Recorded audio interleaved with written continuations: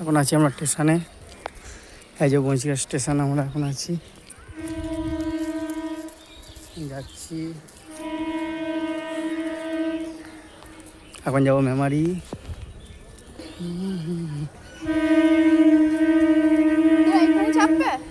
না পেছনে আমরা আছি এখন এদিকে 8 নম্বর প্ল্যাটফর্মে। আমরা যাচ্ছি এখন মেমারি। মেমারিতে কী করতে যাবো, একটা যাবো মেমারিতে একটা জিনিস কিনতে, তারপর তোমার দেখাবো। চলো বেরিয়ে পড়েছি এখন। এদিকে এখন ট্রেন ঢুকে গেছে, ট্রেনে চেয়ে পড়বো বর্ধমান লোকালে, তারপরে মেমারি যাবো। আর এদিকে ট্রেন ছেড়ে চলো তাই। আজকে ট্রেনে উঠে পড়েছি, ট্রেনের মধ্যে এখন দুপুরবেলা তো তার জন্য অল্পই ভিড় আছে। আর এখন এই যে বঞ্চিকা স্টেশন ছেড়ে যাচ্ছে।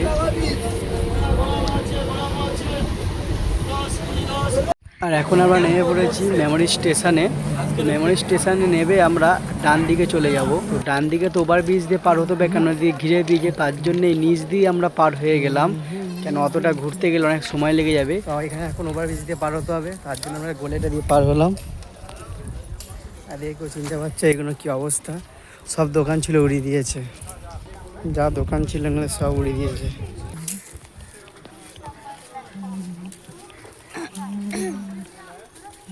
এখানে যে অনেক জামা কাপড়ের দোকান ছিল, মার্কেট ছিল, কোনো দোকানই আর নেই, দেখেছো সব ভাঙা পড়ে গেছে, সব ভেঙে দিয়েছে এখানে দেখতে পাচ্ছ। অনেক গরিব গরিব মানুষ ছিল, তো মানুষরা এখন কোথায় গেছে কোনো ঠিক নেই। অনেক গরিব মানুষ এখানে করে খাচ্ছিল, তো এদের ভেঙে দেওয়াটা ঠিক হয়নি।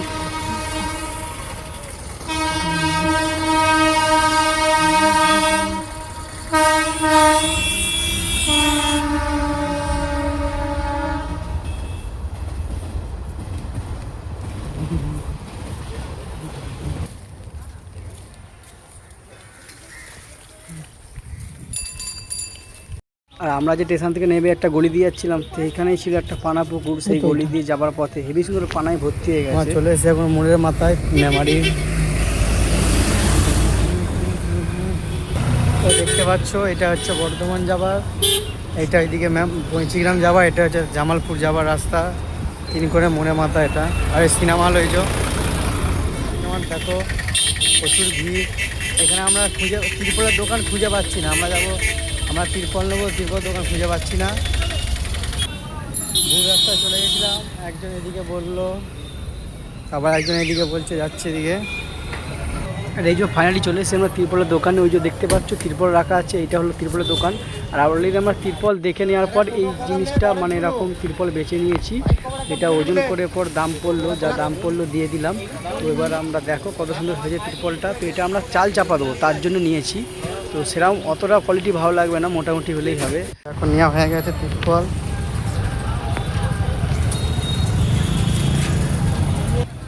এখন যাচ্ছি, আমাদের তিরপল কেনা হয়ে গেছে, স্টেশনে যাচ্ছি, এবার অন্য ট্রেন ধরে বাড়ি যাব। রাস্তা দিয়ে আসার পথে দেখছি একটা ঠাকুমা বলছে 2 টাকা দাও, 2 টাকার জন্য অনেক কান্না করছে মানুষ, মানে টাকার জন্য কতটা। তো গাইস আমাদের এখন তিরপল কিনা হয়ে গেছে। আর তোমাদের একটা ভালো জিনিস দেখালাম, যে একটা ঠাকুমা 2 টাকার জন্য 2 টাকার জন্য মানে কেমন কাঁদছিল। তো তার জন্য আমি যতটা পারলাম সামর্থ্য করে দিলাম।